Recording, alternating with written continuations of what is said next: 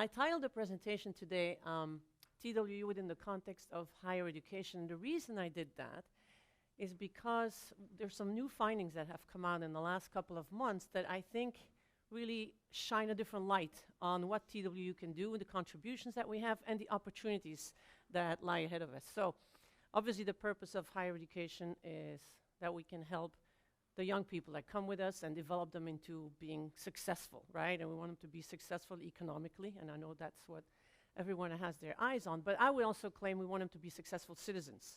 And so what does that mean? To me that also means having them being happy and healthy and on with their lives. And you might think, well, that's kind of a lofty, and how do you measure happiness and all of those things?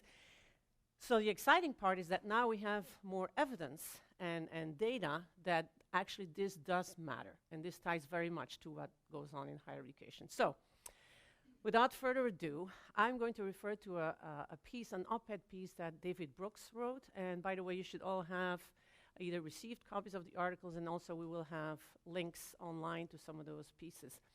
But he, I think, really reminded us of the importance that universities play in society. So if you look back, most American institutions were founded with the mission of developing character formation. That was a focus, really, and it was very much in a religious, spiritual setting, okay? And then over the 20th century, that really officially and also effectively changed and became much more of a secular mission. And also, I would say in the beginning, very few people attended higher education. It was very much an elite kind of thing. Today, we have access and a much more broader range, etc. But with that also came this, what should I say, a deeper look from those who write the checks, the public money checks to us. They want to make sure that when the students leave, when they graduate, that they can be employed, and they're successfully employed. So a lot more of a careerist side. So we became a lot more focused on, more narrowly focused on making sure that students would be able to have the skills to become employed. And somehow, and I'm sure many of you will agree that those of you in the fields of humanities have felt a disconnect. Well, that's not just what universities are all about, but there has been that focus. And of course we want students to become economically self-sufficient and all of those things. But what David Brooks talks about, and I happen to agree, is that really universities need to look back and look at the original mission that we have in developing character and creating happy, good citizens, but within a secular setting. So no more within a religious setting, but a different kind of context, a secular setting. So you also know the technology wave that has been happening, and online and MOOCs and et cetera, et cetera. So that's yet another challenge in higher education.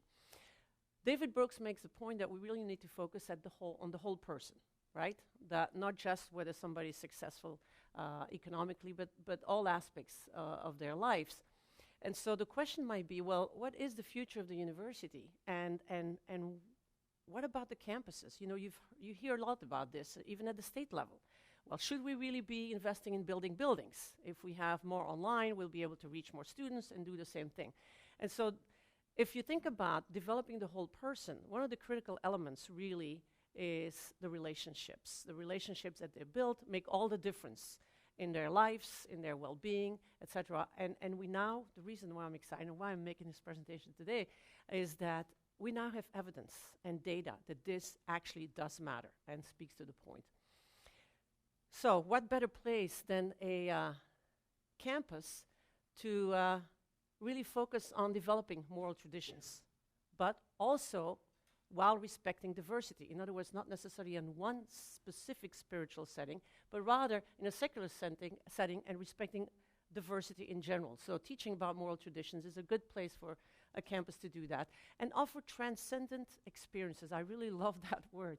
And what he talks about here is the opportunity when you're in college to experience things that you never would probably experience otherwise, whether it's a piece of music, piece of art, a study abroad, or helping students with disabilities, something you normally wouldn't have thought of engaging in. And college offers you those opportunities to do that. And those can be transcendent experiences. And really having those changes the way that you look at the world. It also hones your interest in the kinds of things that you might like to pursue for the rest of your life, not just for a little bit while you're in college. Now, one thing that this would be a challenge, I would think, to most universities, because I'm not sure we do this really well yet, is to really organize the learning that takes place at the university, specifically in the humanities, but in all aspects, around very concrete challenges that students face in their daily lives. For example, grief, different issues of relationships, love. Those things are very much, the humanities offer very rich set of tools to really think about that and reflect on various perspectives. And I'm not sure that we have necessarily organized what we do in the university around the challenges that students actually face once they leave the university in their lives. And I would add that something that David Brooks does not talk about. He talks about the whole person, and he says intellectual, emotional, all of those things, but he doesn't talk about the physical well-being. To me, that's very much part of the whole person as well. So I think we need to keep that in mind. But if you think of this context, and then think about that question again, is there a future for university campuses? And lots of places around the country are wondering about that. What better place to do these kinds of things, these relationships, than a campus where you can have face-to-face relationships? And so I think the challenge for universities that want to remain with physical campuses is to really think about what can we do in a physical environment that you cannot do as well in other ways. So really capitalize on the strength of the proximity, the face-to-face environment, to really build those relationships and do the kinds of things that we now know matter. And I'll tell you a little bit more about that in a minute. Okay, so let's say we make these good humans in addition, or we help make them, I should say, in addition to productive humans, right? They're not just productive, but now they're also going to be these good humans. So how do we know that they are going to be happier and have a greater sense of well-being and feel better about their lives in general and have better employment? Well, the exciting piece is that we now actually have data on this. So the Gallup-Purdue Index, the first report was written in 2014. They interviewed about 30,000 alum. Now in 2015, they did a second report, another 30,000 alums. So that's a total of 60,000 alums from universities all over the country, all kinds of universities, public, private, large, small, secular, spiritual institutions, all kinds of different places. And out of all of those surveys, what they tried to find out is what are the key factors that really made people feel that their education was worth it, or that contributed to the feelings, how they felt about their education. What are those factors, and how did they influence their lives? So they asked all these different types of questions and found some astonishing results. By the way, almost 50% of the alumni who responded to the survey strongly agreed that their education was worth the cost, which is kind of impressive, I think.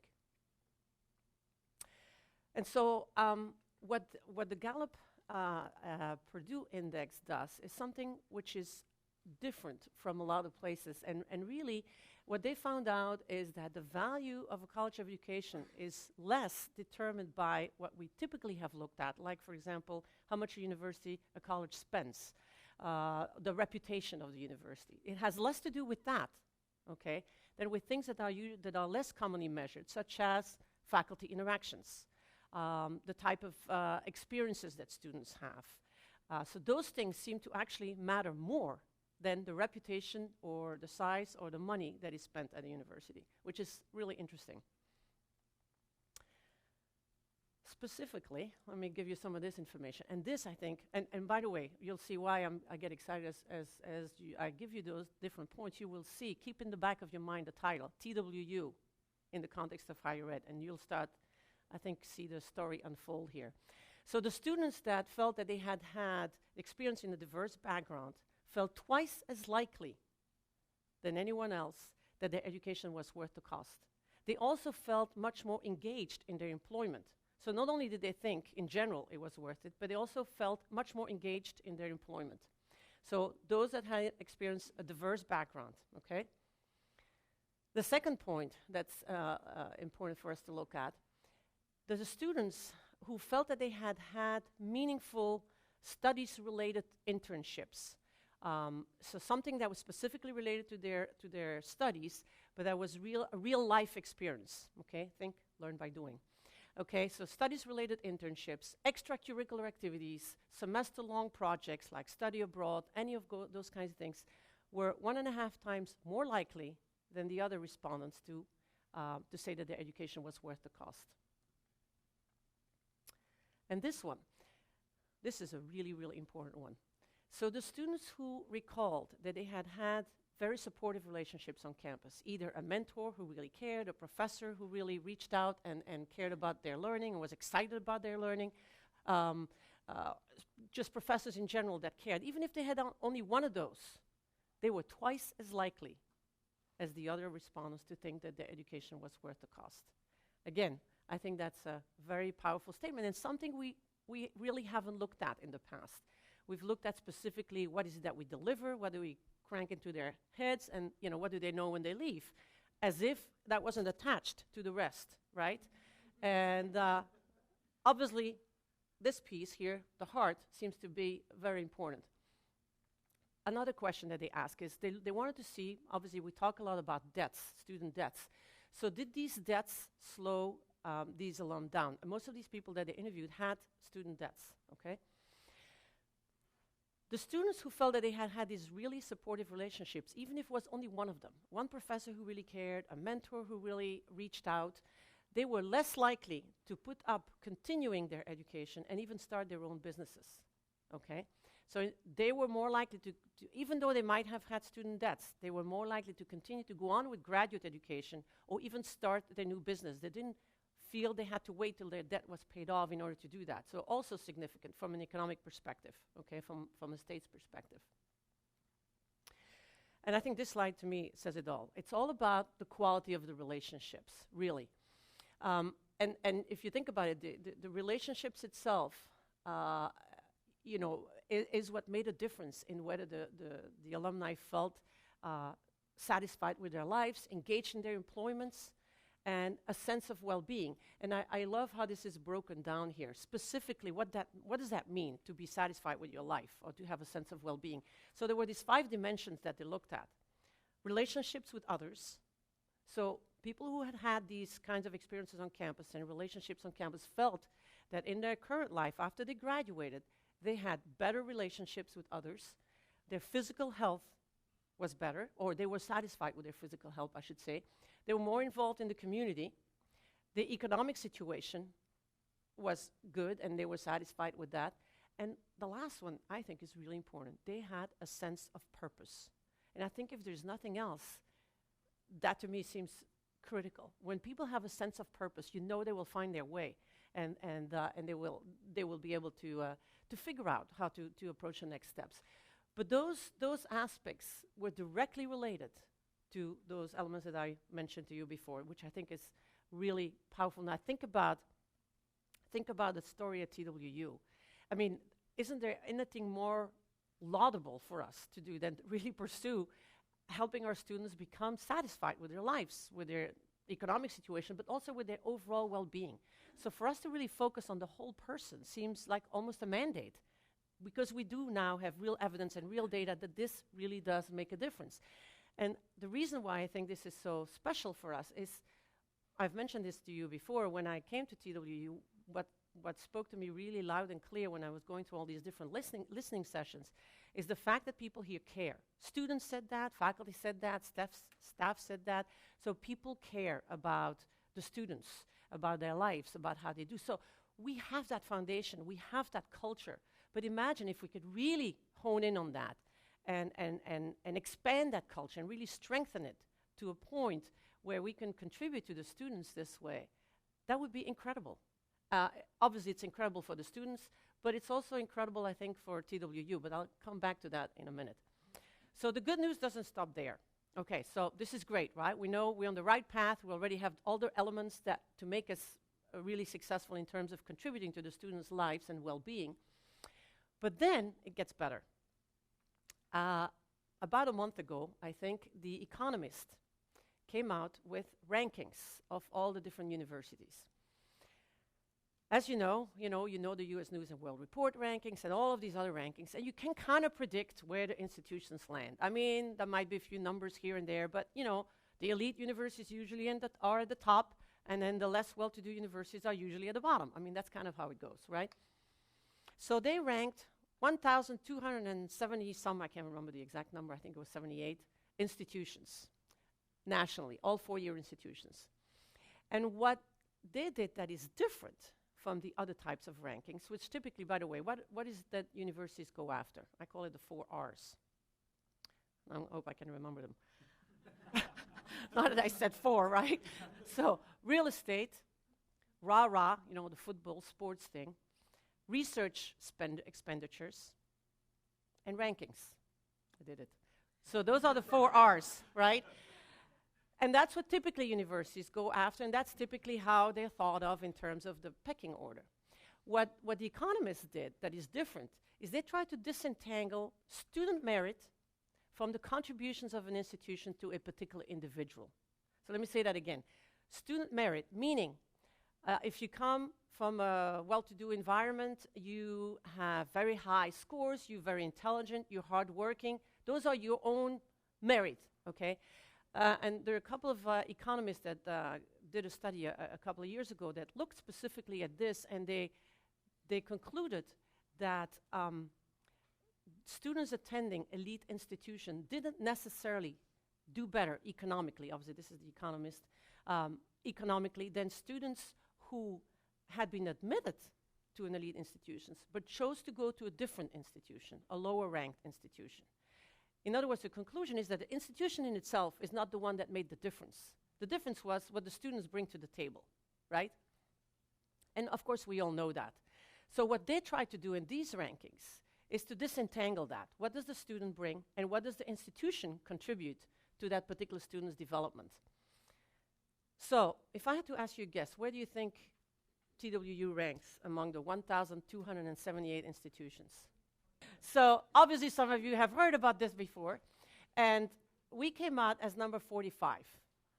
45. Okay, think about this.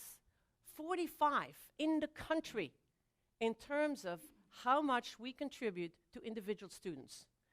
That's huge. I mean, I know when I saw these results, that was definitely not something I had predicted, okay? I was blown away, and I think the rest of the cabinet was too. We may all not sound like, well, yeah, we kind of know this, but I think this was pretty powerful.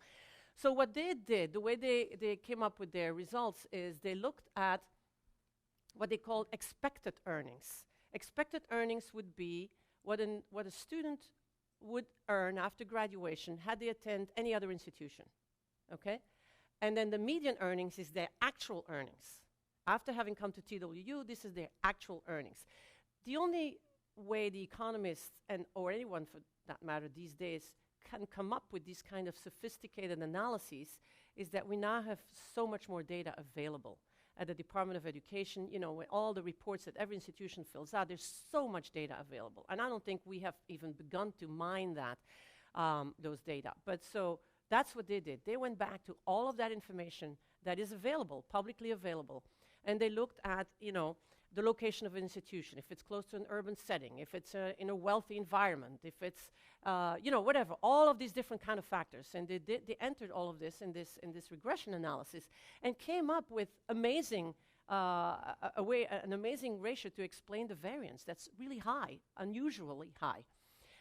But so when they looked at Texas Women's University, the expected earnings would have been for the student 37-some thousand students, median earning 44,800. So the institution itself contributed to $7,000 more than if that student had attended any other institution, which is really amazing. So if you put those two things together, the information from the Gallup Purdue Index, and then this particular information from the Economist, you start getting a picture of what matters and what should we be focusing on and what can TWU do and what are some of the implications for us. Because clearly, we now have clear information of what makes a difference into students' success after they graduate. But think about that. If it makes a difference in how they are after they graduate, it clearly makes a difference in terms of retaining them. right? I mean, they wouldn't be at the graduation level if they hadn't stayed with us. So let me just give you a tiny little bit of information about what that also could translate to us. And these are very rough, approximate numbers. Now, don't take me literally to this, but just to give you an idea of the magnitude of what this means. So we admit about 1,100 students a year, first time in college students. As you know, we're moving away from freshmen because this is an institution predominantly for women. So, so 1,100 students come in. We lose about 500 of these students, typically. What if we retain just 100 of these? Any guess what that would mean for the institution in terms of finances? And you can't answer? Any idea? It would mean $5 million. $5 million if we retained 100 of those 500 students who are leaving us every year. That's substantial. So besides doing something really good for the students, which is what we should be doing, because I feel strongly that we shouldn't be admitting students if they don't have a really good chance to make it. It's not ethical. So if this makes, it's really good for the students, but it does make such a huge difference for the faculty and the whole university. Because think about that. If we retain those students, and if we were much more successful in this arena, it also means then that we would be attracting better faculty, stronger students. I mean, it's kind of a snowball effect. So this has very strong implications for us to really look at how can we hone in and strengthen some of the things that we already have. The rough diamond is there, but how do we polish it? How do we make this better and really make this something meaningful?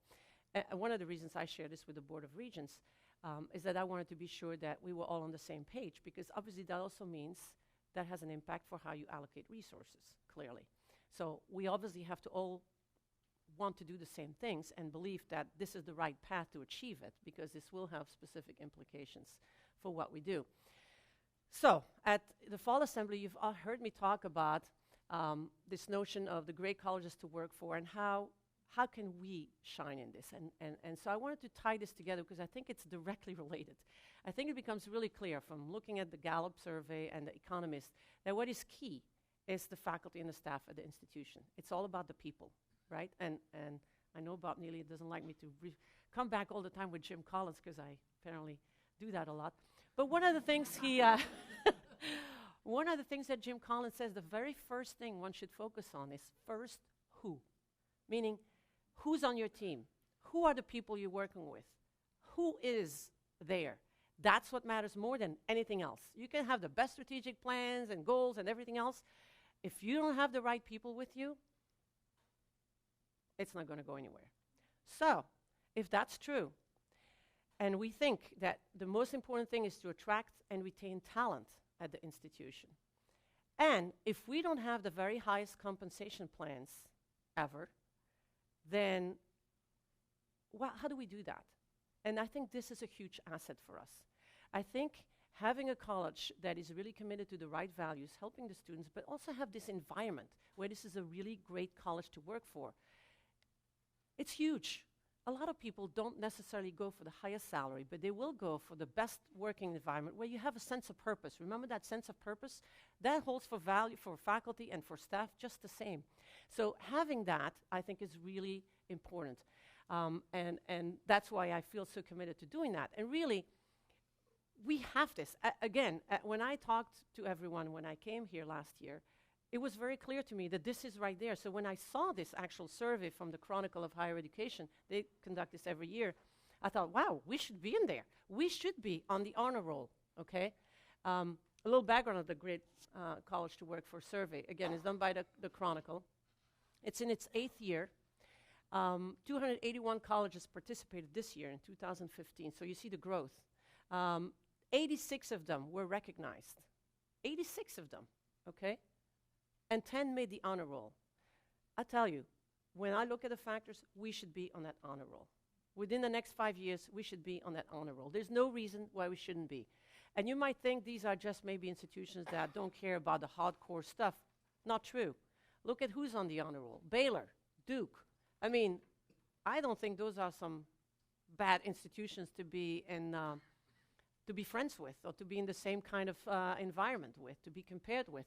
So these are really strong places. University of Michigan and Harvard. I mean, those are really excellent places. But they don't have anything that we don't have in that regard, in this place of best colleges to work for. So this is really something that I feel really strongly about. And I'm going to go back one slide, 2 slides. You see the little subtitle here? The big impact of small changes. At Cabinet, we've just been reading this book by Margaret Heffernan titled Big Impact of Small Changes. A lot of the very small changes that we make in our work environment make huge difference, have a huge impact. And so I think that is something for us to focus on, that we could do fairly easily, because I think we have the right people, the right values, and it's a matter of really focusing on some of those. So some of the ones that we picked out for this year, I'll read them to you because I don't know if you can read upside down, but collaborative governance was one of them, confidence in senior leadership, facilities, workspace, and security, respect and appreciation, and tenure clarity and process. Now, frankly, I picked out those 5. I could have picked out any others, like diversity, job satisfaction. I mean, there are several other elements in there that I think we would do well in. I just picked those 5 because it's easier to start focusing on a handful of things and do those really well, and that will move us to the next level, and then we can continue. But the reason why I think this is so powerful, because if we do this right, I am convinced that this will be huge in attracting talent. Again, remember, it's all about talent. I think if we do that, we attract the right talent, and we now know the talent and the people that you have on the campus is really what matters. It makes a difference to the students, it makes a difference to everything, society as a whole.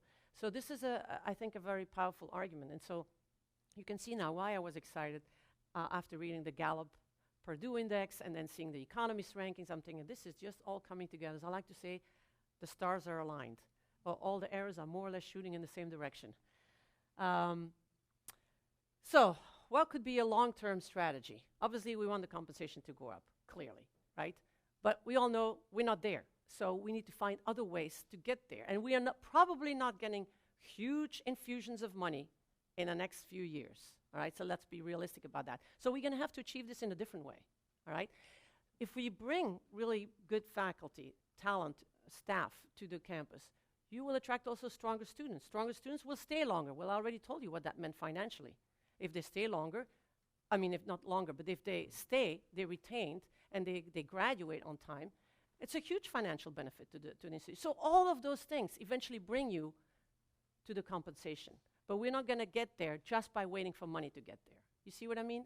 So the goal might be that, but we have to find another strategy to get there. And I think that's one of the strategies that we can use to reach this goal. So, by investing in their people, great colleges create a culture of engagement.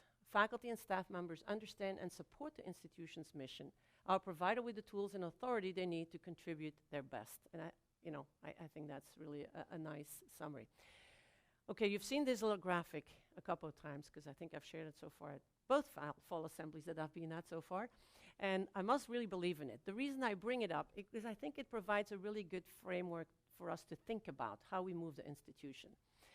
So the triple bottom line talks about the fact that you need to keep 3 different aspects in mind when you look at the sustainability of an institution: people, profits, and planet. People meaning the environment, the ethical rules and practices that you use on campus. Profits matter. You know, if you don't have the money, it's hard. And then our footprint on the planet is really important too. Now, I will say those 3 elements, usually there's a certain tension between all 3 of them, and it is intentional. And we should actually intentionally want to balance all these 3 elements. And let me give you a very specific examples, and I mentioned this at the Senate. Senate, for example, their job is to really think about the faculty and the good of the people, right? So let's say we expanded that triangle there with that piece of the pie where the faculty, where the people are, and make that really, really strong. Well, then our circle gets out of balance, and it might cut into the profits. Well, guess what? If your profits go down, you're not going to have the people either. You see what I mean? So you have to have that tension and the balance between all elements. Now, some people think administrations, some administrations, not here, but some administrations, would focus solely on the money. Do things because it brings in economic, financial gain. If the money gets out of whack, well, then you eat into the people pie, and then it's not sustainable. Because we all know you can squeeze a lemon really hard for a while, and then after a while, there's nothing left. So it's not sustainable. So this is a model for long-term sustainability and success. So you can't have either one of these pieces take over, because it will ruin the whole institution, okay? And I wanted to remind us of that, because I think it is important as we move forward in these conversations, because I am emphasizing talent and people and relationships, but you have to keep this in mind within the framework of the triple bottom line as we make decisions. In other words, you can't make decisions just that benefit one piece of the pie, because the institutions will not survive. Does that make sense?